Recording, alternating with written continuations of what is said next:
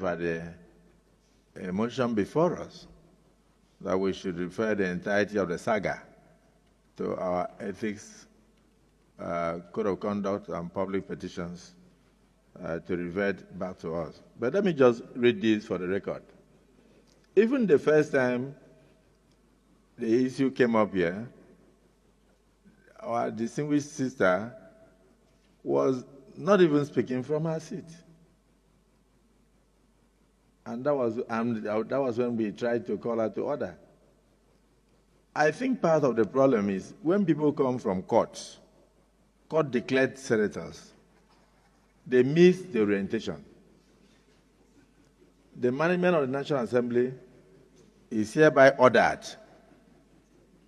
to organize periodic orientation, particularly for senators who are midstreamers, who can midstream and did not start when their colleagues started. Because I remember that this particular senator, on the day she was sworn in, raised her hand to speak. I was scared, but I had to recognize her because I was saying, you just gave her the rule book. Part of what we give to you when you are sworn in is a standing order of the Senate. So I said, has she even opened the rule book to know what she's going to say? But she made the contribution on that day. I think 2 days later, she brought a motion. There's nothing wrong in being vibrant, but there's a lot wrong when you don't know anything about the procedure. You can't be a Reverend Father and go and start the church service with communion. You must lay foundation. So let me refer you to section 66 of our rule book. Section 66, subsection 1. It says, the President of the Senate or the chairman, maybe while sitting as chairman of committee of the whole,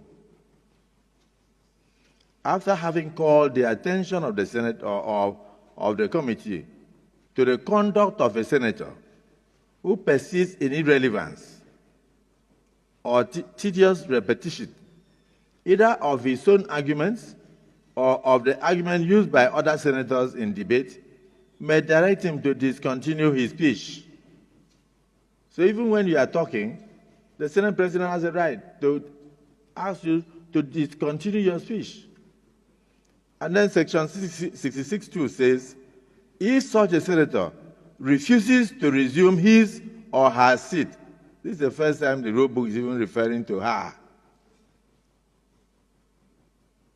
the President of the Senate, or in the case of sitting as chairman of committee of the whole, shall order such a senator whose conduct is grossly disorderly to withdraw immediately from the Senate during the remainder of that day's sitting.